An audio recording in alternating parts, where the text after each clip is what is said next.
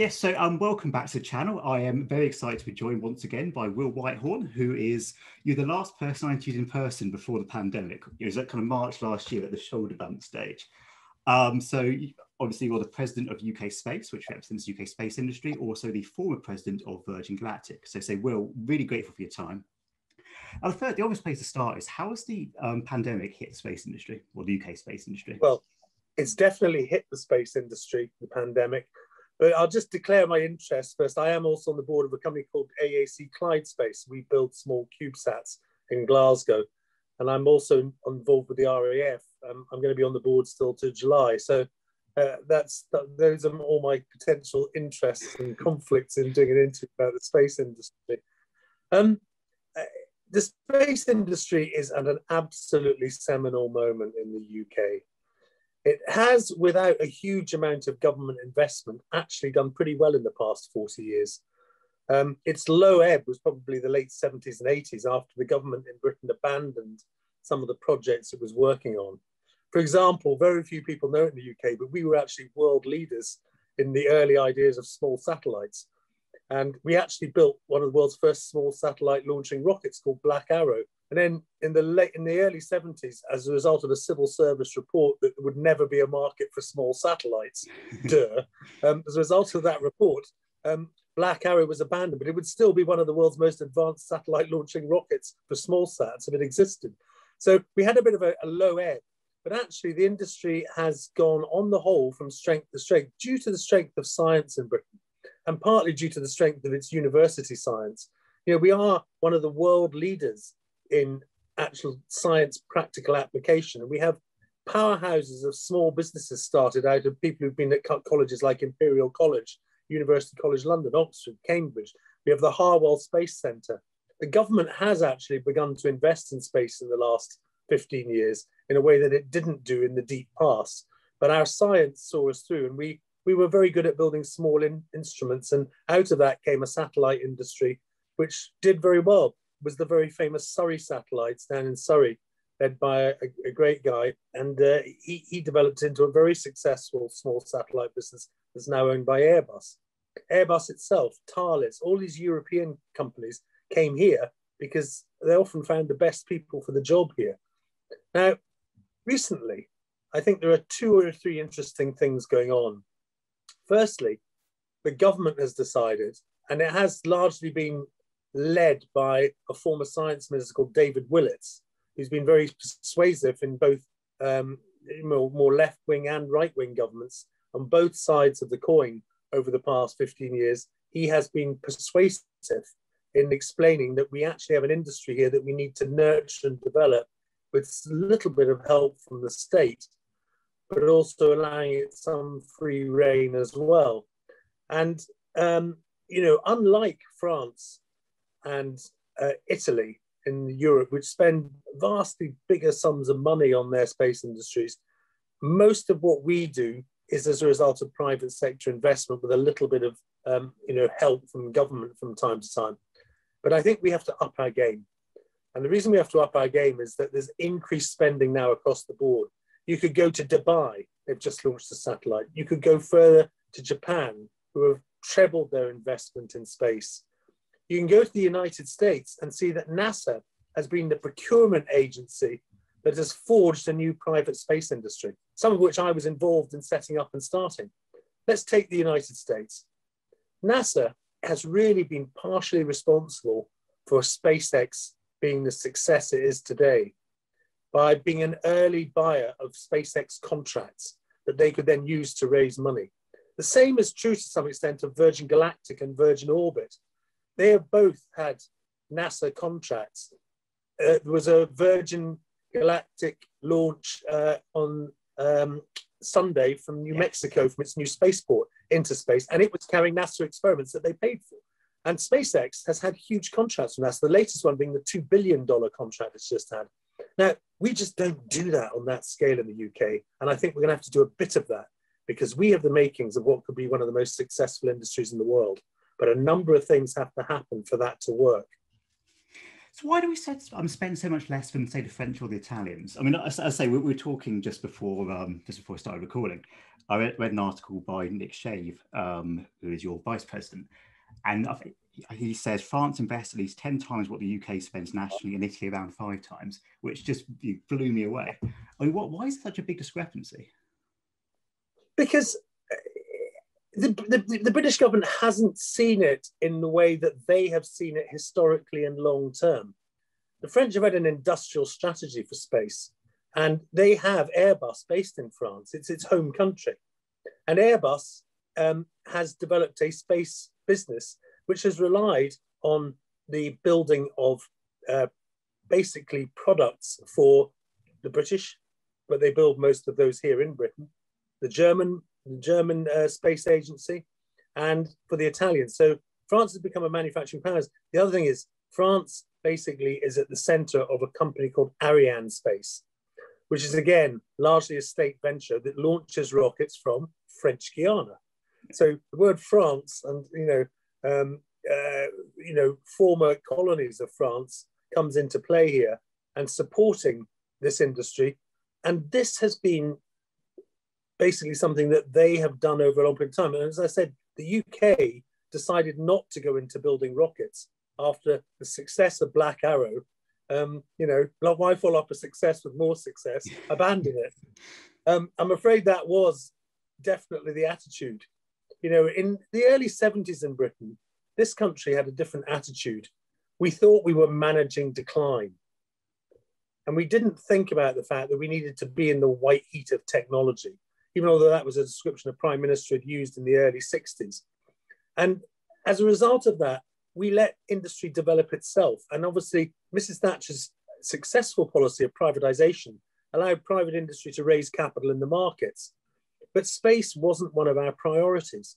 And space is one of these areas that does rely on some help, especially as it's about to become an industrial takeoff market, where there is going to be huge investment across the globe. It does require the state to get involved more than the British state traditionally has done. But I am really pleased with the way things may be going.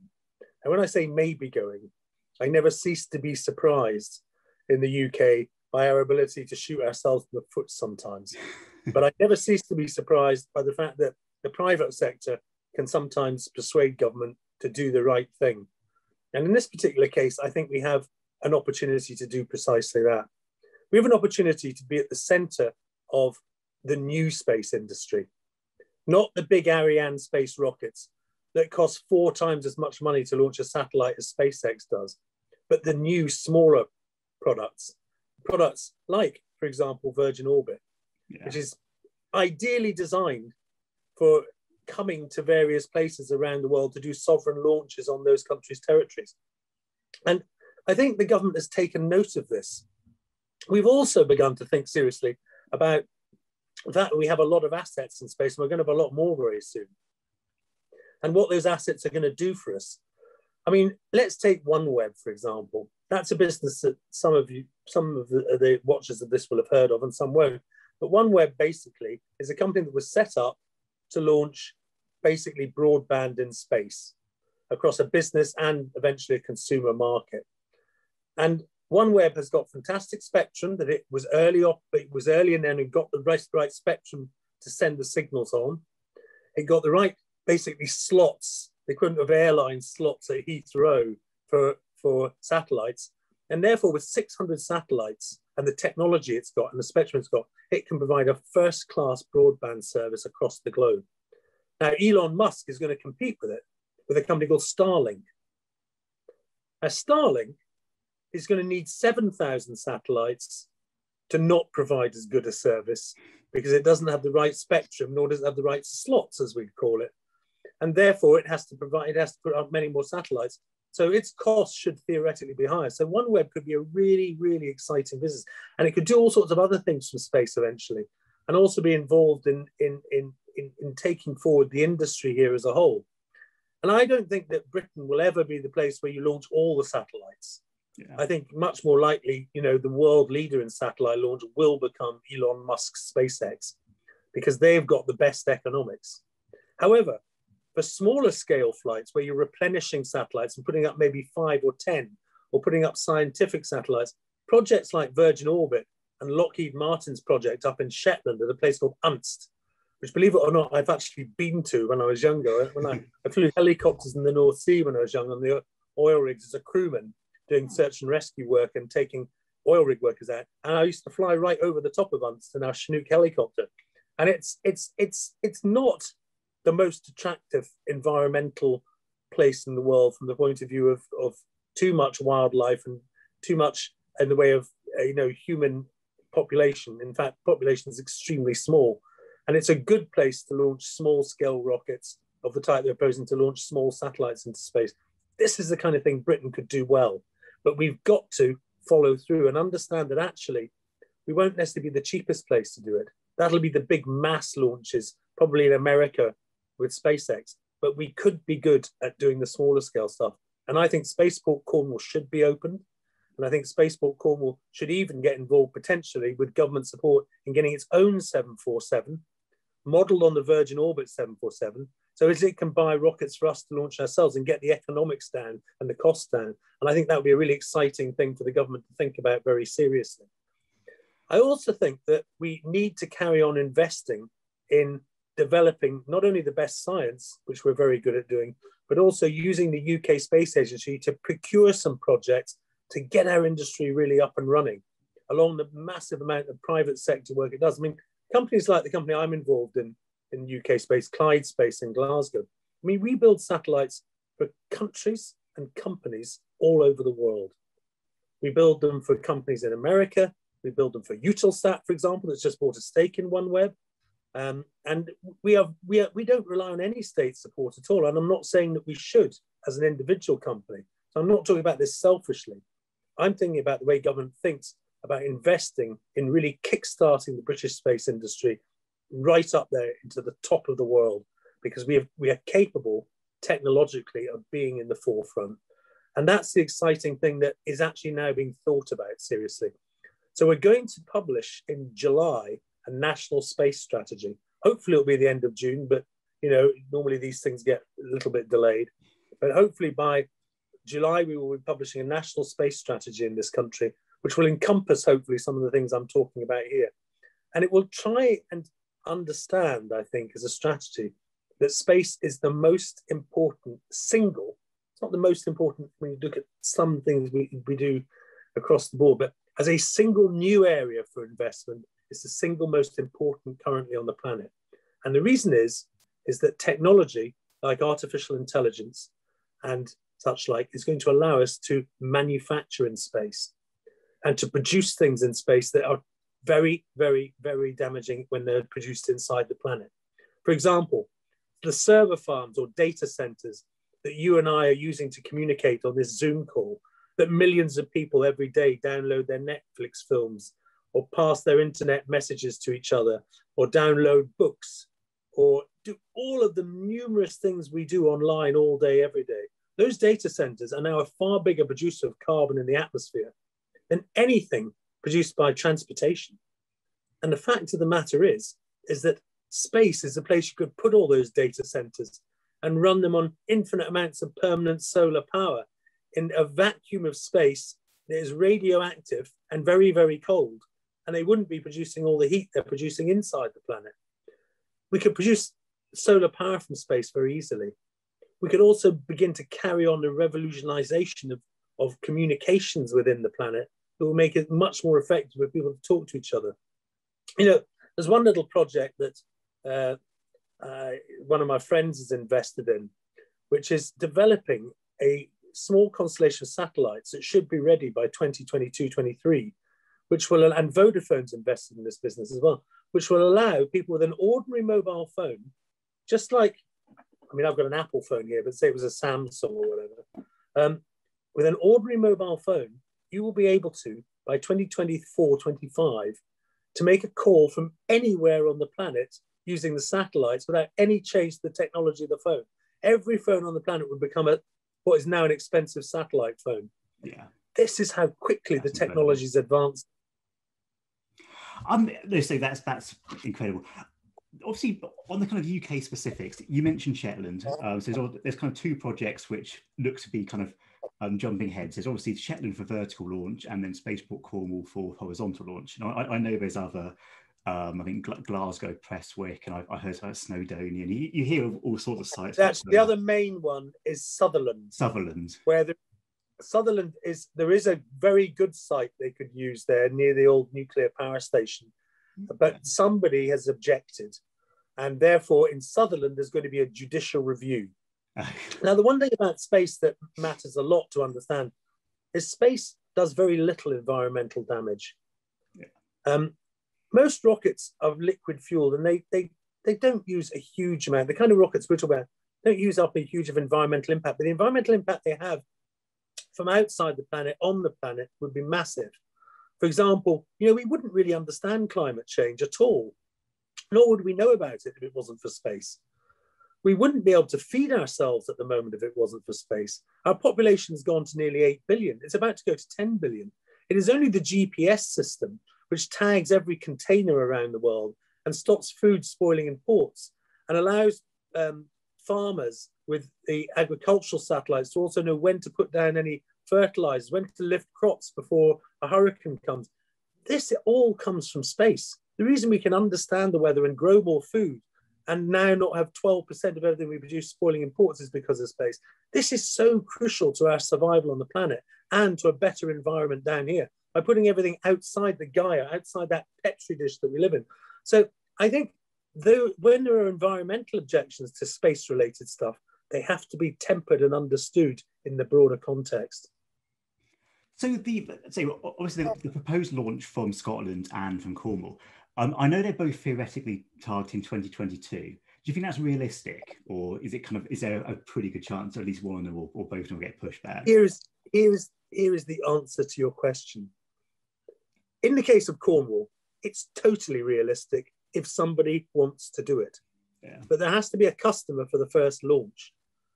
My feeling is that is the kind of investment the government could help with, to allow a satellite to be launched from there in 2022, because Virgin Orbit are ready. They're doing launches at the moment. They've just done a 10 satellite launch for NASA. They're off to Curacao to do one for the Dutch. They're doing more for other countries from Europe and the United States.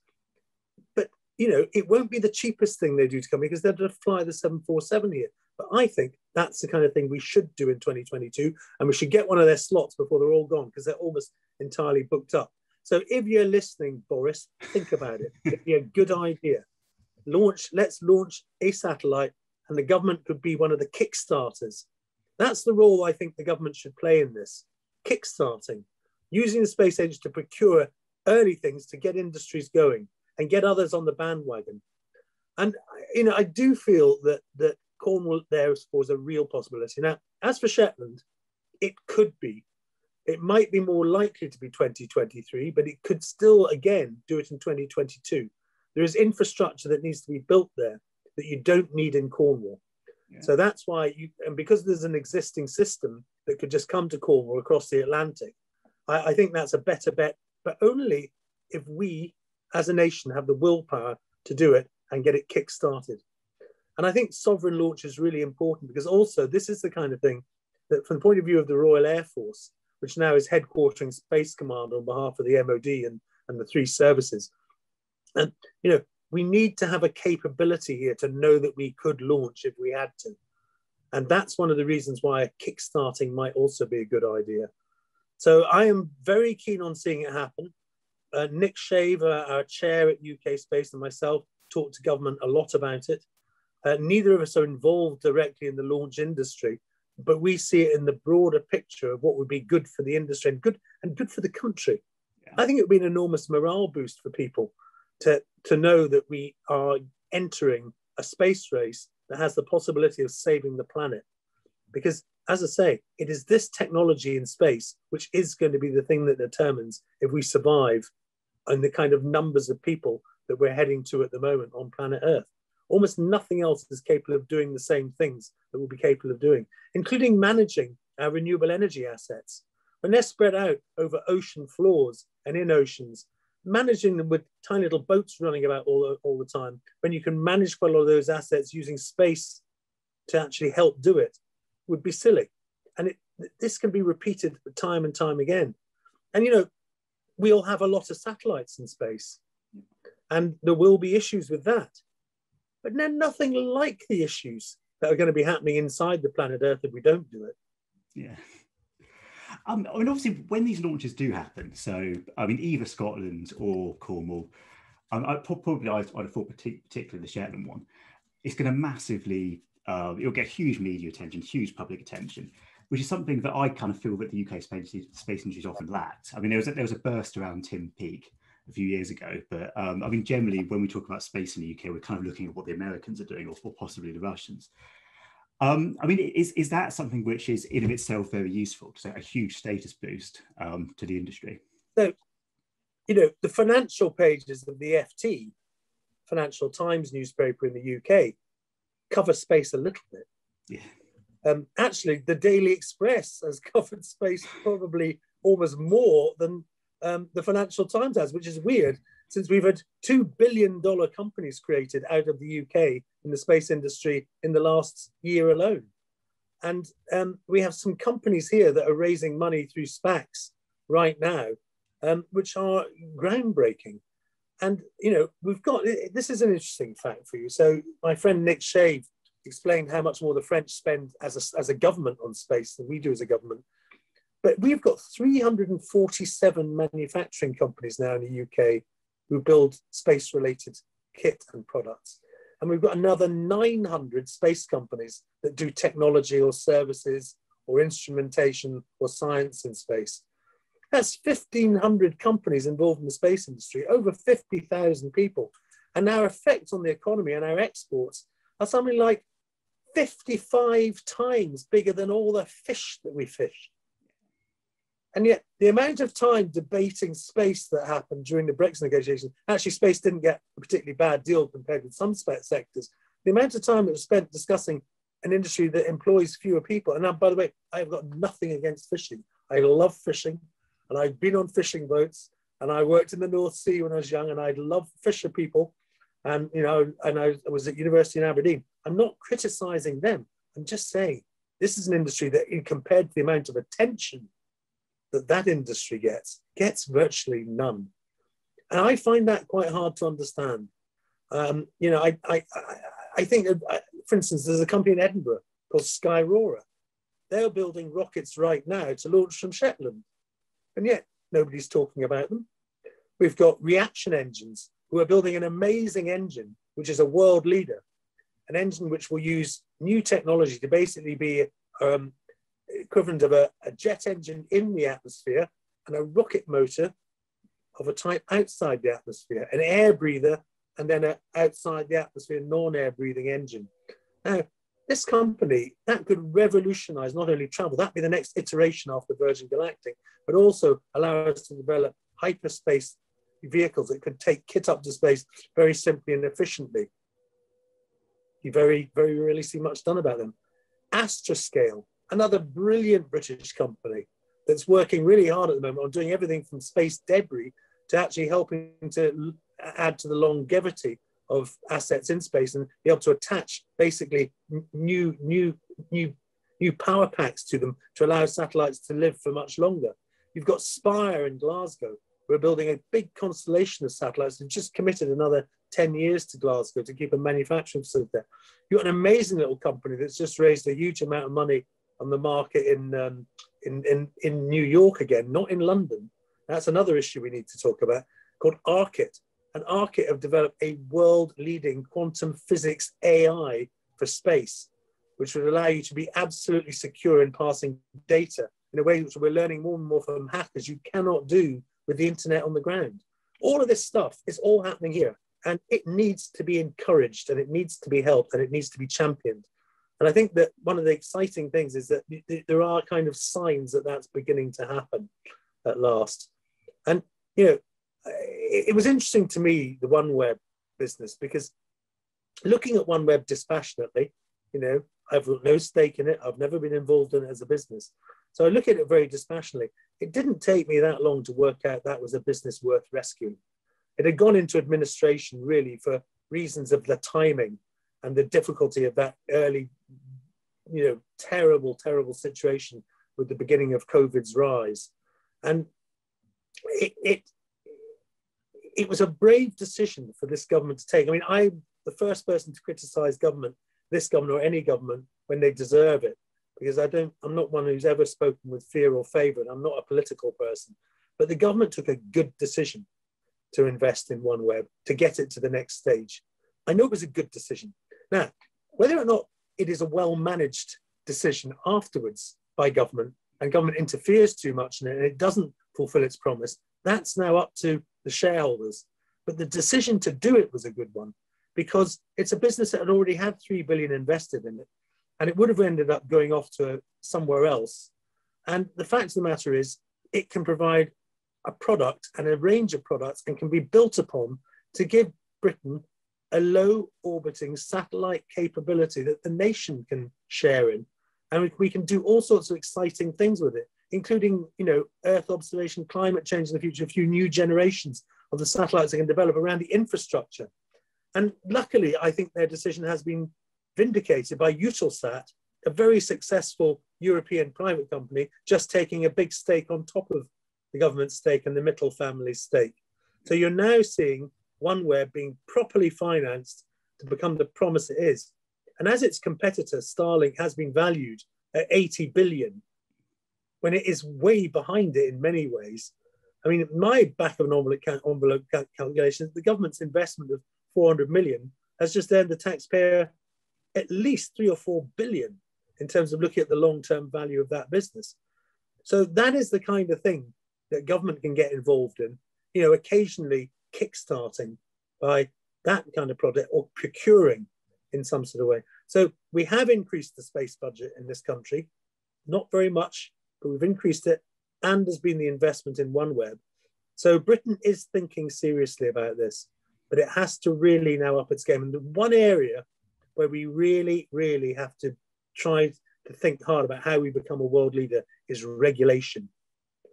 We need to regulate the industry in such a way that encourages companies to come here. And at the moment, we're starting to fall behind in that area. There's an absolutely brilliant lawyer called Joanne Wheeler, who's done a lot of work on the ideal safe regulatory environment for a country like the UK to have. And she's been presenting that to government. And I really, really hope they pick that up and run with it. And we become the best regulator, but also an open regulator who encourages entrepreneurialism as a country, because we have a chance of, there are lots of companies that have been attracted here, but we've got to continue to have them being attracted here in the future so that we become a hub as a nation. And then pockets of that hub develop around places like Spaceport Cornwall. Pockets of that hub continue to develop around Harwell, around Leicester, around the Space Centre there. And we can really basically make this an industry which can operate across the nation. I mean, we already have a pocket in Glasgow where I work quite a lot, which is doing well. And I think that is something that can be modelled and taken forward. Oh, not a very specific question, but I'd say just before we did this, I was looking at the different funding figures for the European Space Agency, and France and Germany both give over double what the UK does. Italy, which is a significantly smaller economy than the UK, gives more than the UK does. But is there a reason why the UK gives such a small contribution, and would it help our space industry to boost it? I can't actually be critical of the UK government with this fund because we have just upped our budget. Okay. And there were many people, including, I have to say, I'll probably get shot for this by somebody on the web, but including Dominic Cummings, apparently, was arguing against giving the European Space Agency any more money at all. Yeah. And erroneously saying to government they should give it to NASA, which NASA couldn't even take it. It's not allowed to take foreign money. It's not a similar type of space agency to ESA, because ESA is not part of the European Union. Yeah. ESA was founded separately to the European Union a long time before, and Britain was quite involved in that process. And actually, I think we're the fourth biggest contributor to ESA now, because we have upped our game. And that's a good thing that we've done it. And I applaud the government for sticking with ESA and upping its game. But we should also start to do our own thing as well. What I'd like to see is more money being spent here and the UK Space Agency's budget being increased.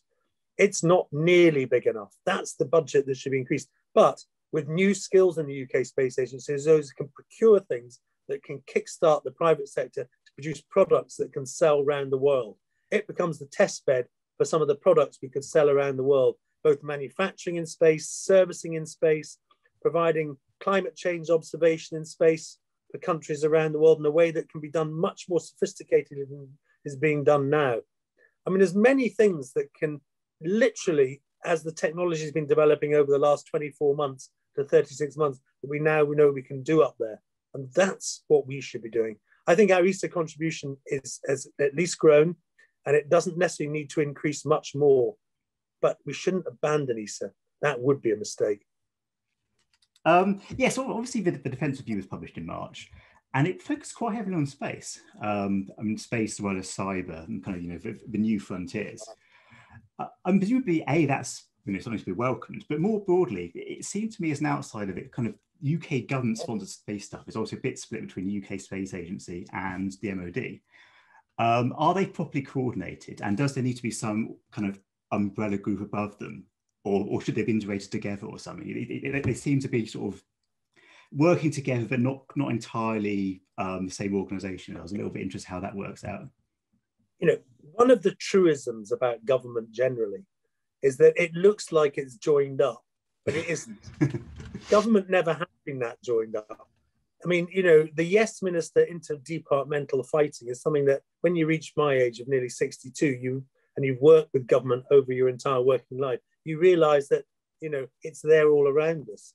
Yeah. So there isn't particularly as joined up a government in this country or almost any other, apart from in the communist states like China.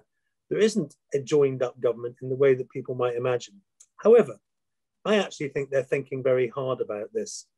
And I think that there is now, I mean, again, the person you mentioned earlier, Nick Shave, our chair at UKSpace, and myself, we've been working quite hard to emphasize that coordination with the MOD by BEIS, the department that's responsible for the UK Space Agency, and by other government departments is really important. And for the first time, we have a National Space Council that has been meeting about 4 times now, I think it's met, since it was formed. And that is beginning the process of taking coordination to a new level. And I'm almost certain that the new National Space Strategy, when it comes out, hopefully in early July, will indeed center on exactly what you've just mentioned. Because historical coordination between the kind of commercial side of space and the defense industry side of space and the MOD has not been what it should be. Yeah. And certainly with the way the technology is moving, there is a very good reason to start doing it. Not only, I mean, we're going to have, in terms of British satellites alone, thousands and thousands up there soon. And we have to be prepared to defend those assets. And one of the ways to defend them, funnily enough, going back to your earlier mention of Cornwall and Shetland, is the ability to instantly launch another satellite if somebody threatens one of yours with either electronic measures, and be able to rapidly change your technology by being able to launch. And I think that's going to be crucial. That's what I call a very good passive defense. Yeah. There is an absolute truism in this idea of defense and space and military space. The military traditionally, particularly in the UK, has seen space as a place to garner information and communicate, using satellites to coordinate what you do in the air with the RAF, at sea with the Royal Navy, or on the ground with the Army. And in the bit in between now, where the drone is halfway between the Army and the Air Force. And that's traditionally been seen that no, space is a coordinating place, a communicating place, and an observation place. But space is going to become an active place of activity. We are going to have space planes. They'll be called hypersonics. And there's already quite a lot of semi-experimental ones up there now. And this is something that the MOD will be looking at without any doubt, because everybody else is. I mean, do you think we're going to end up with a Royal Space Force? Are we going to end up with a Royal Space Force, a kind of UK equivalent of Trump's?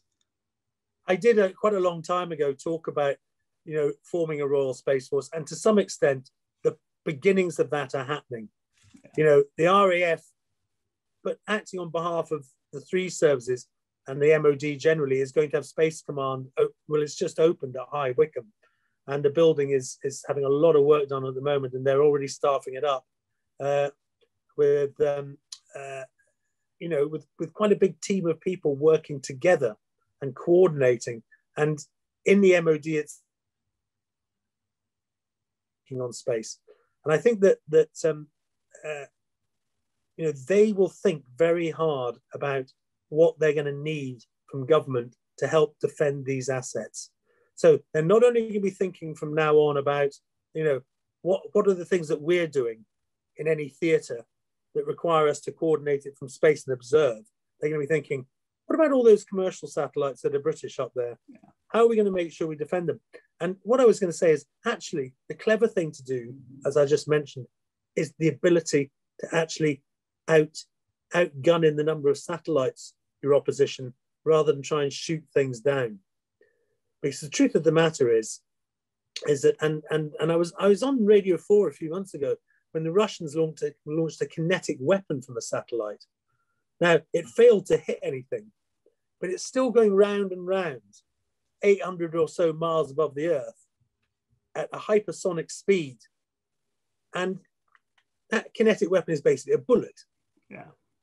Now, the thing about a kinetic weapon of that type is if it did hit a satellite, it smashes it into thousands of pieces. It's not like Star Trek where the photon torpedo or the phaser, or whatever it is, destroys the thing and it kind of disappears because it's being atomized. Basically, you end up with thousands and thousands and thousands of pieces of space debris in the orbit of a satellite and in the orbit of other satellites.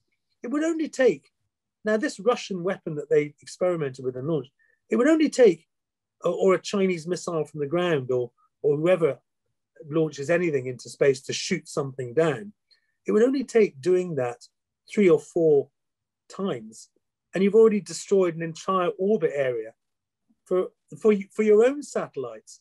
You're going to damage your own ability to work in space, because the bits don't disappear. They're hurtling around at 1,000 miles an hour, and they all become little kinetic weapons, and then they start hitting your own satellites. So these kind of ideas that we're seeing that have come out with missiles from the ground to shoot down satellites, I don't think that's where it's going to happen. I think it's going to be electronic weapons in space, using lasers that will damage the other satellite's ability to operate, not destroying the satellite, but destroying its brain. This will be a battle of brains and artificial intelligence in space. And that's where the ability to launch satellites and have that sovereign capability we began this interview with really comes into its own. And that's what I would commend to government. I mean, but on the sovereign capability question, I mean, obviously, it sounds like we're going to have some sort of sovereign capability in a few years. But in terms of what will really excite the public, it's when you start sending humans up from the UK. I mean, are we essentially putting the infrastructure in place for that to be possible, in say a decade's time or something? So, with Spaceport Cornwall, with the Shetlands, etc. Well, you couldn't launch a human carrying rocket into space from Shetland as it's configured for its first stage, but you could just feasibly launch something like the Blue Origin project from a location like that, or from Cornwall. But also, of course, Virgin Galactic, which is the other business that Virgin developed, has now flown. And it's now flown not only experimentally, but it did its proving flight from its new commercial spaceport in New Mexico in May of this year. And that flight was a big success. And that's going to pave the way now for them to start launching with passengers. That's a system that you could easily have in Cornwall. And again, there are other people vying to take that system. And now that's a system which does a number of things. Yes, it's got some space tourism attached to it, but also it's a suborbital space science vehicle where you can actually take scientists up very cheaply. Yeah. Because to take a scientist to the International Space Station costs a couple of $100 million. And they've got to learn to speak more than one language. And they've got to have a level of fitness, because of the length of time they're going to be up on the space station, well beyond norm. With the Virgin Galactic product, you can actually take scientists up to do suborbital space experiments for a few minutes Things like combining chemicals in space to make new types of drugs and other suborbital experiments. You can take them up relatively cheaply for hundreds of thousands, not hundreds of millions. So I think the chances of something like that coming are measurable. Yeah. I mean, for instance, I once said that we might be able to launch humans from Cornwall by 2022 if the government picks up the cudgel and lets a spaceport develop there. Well, that may or may not be feasible, but it's technically possible as of now, because there is a vehicle that's now working that took people into space in the last week and a half that could work from that location. It's very interesting you mentioned Virgin Galactic, which obviously you were very heavily involved in. And they've just, was it last week, the successful flight from New Mexico? Or certainly this month. I mean, that for you personally, that must be a fantastic moment, to see this project that you've been working on succeed, and to kind of see the potential. It's taken a fair old while. When when the name was first registered at Company's House for a company to be called Virgin Galactic, was early 1999. We actually registered the name Virgin Galactic. And I was 39 years old. I'll be 62 next birthday. That's the way you have to think about this kind of investment. And I do take my hat off to Sir Richard Branson and his team for having kept going with it.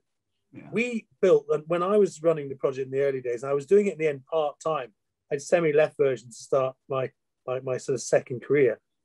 And when we actually finished building the spaceship and I appointed George Whitehorn to be the chief exec of Virgin Galactic, that was 11 years ago. And we'd got the spaceship built by then and it was ready to go off to the next phase of starting to test. They then had some setbacks. They had a tragic accident, which was not the fault of the vehicle. It was human error involved in it. And the fact is that they've kept going. And that's the thing about space. You have to keep going. And, all the people that I work with across this industry in the UK are people who are prepared to see these things through. My ex-colleague at ClydeSpace, the founder of ClydeSpace, Craig Clark, I mean, he left Surrey Satellites to found that business in 2006, 2007. And fun enough, we will be AAC ClydeSpace, the merged company with our Swedish colleagues, will actually turn its first profit next year. That's the kind of investment timescales you're looking at. And that's why you have to think about investing in these businesses long term. Because remember what President Kennedy said about space. And in his context, this was going to the moon. We choose to do these things not because they are easy, but because they are hard. Yeah. That's what inspires people. I was very interested when you mentioned a merger with Sweden, because I was reading that Sweden's got quite an advanced program in terms of their spaceports they're looking to build. I mean, do you think that's my fault? To some extent, that's true what I've just said. So when we founded Virgin Galactic, and I stood up in front of Congress with Elon Musk and a man called Burt Rutan to get the Commercial Space Launch Amendment Act through Congress and do a congressional hearing. And we got Virgin Galactic, basically, and all the other co-order companies that were starting in, SpaceX, Blue Origin, all the rest of them, all the new space launch companies relied on that piece of legislation. I then went not long after that to a conference and met a guy called Ollie Norberg, who I believe is either just retired or is actually now head of the entire Swedish Space Agency. And he was working at a place called S-Range in north of Kiruna, right up in the north of Sweden, which is where the Ice Hotel is. It's in the Arctic Circle. And they have, since the Cold War days, the early 60s, launched sounding rockets there. And we were discussing the fact that there's a runway in the city of Kiruna that would be capable of taking a Virgin Galactic spaceship. And therefore, we signed a memorandum to develop a spaceport there back in 2007-8. And now, finally, I think they're getting to the stage of getting it all off the ground there. It's quite exciting, really. So they were launching very small, what we call sounding rockets from this place called S-Range.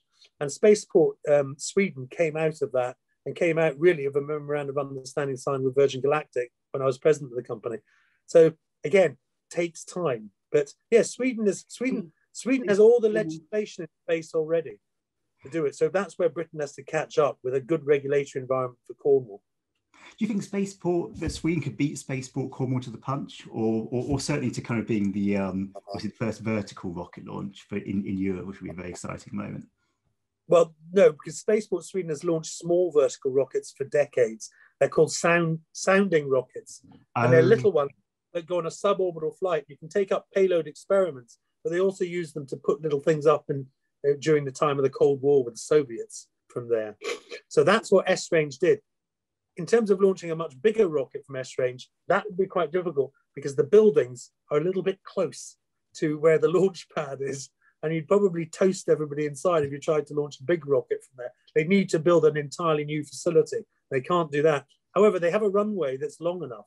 So if they could get Galactic there before Cornwall does, or get Orbit there before Cornwall does, and the Swedes pay for a launch, it'll be who pays. Yeah. And that's why I think the government should help kickstart this a little bit. I mean, just one final question. I mean, you wrote a very interesting piece for your website recently, and one of the issues you raised was getting funding from the City of London, essentially, and that yes. London isn't providing the level of support that perhaps American companies are getting from Wall Street. I mean, what's the way to address that? That's a really good question, and I think that it's something I am talking to colleagues in the industry about quite a lot. We've actually had a very successful startup space investment company in the UK called Seraphim, and Seraphim Capital, which is investing in a guy called Mark Boggett. And we're looking at trying to do something in the City of London that could kickstart institutional investment. Because institutions have invested in space companies in the past in Britain. They invested in Inmarsat, British institutions. But they've seemed to have lost their appetite over the past decade for this kind of risk. And Inmarsat was originally a risk, and it didn't float really until it was already a profitable business.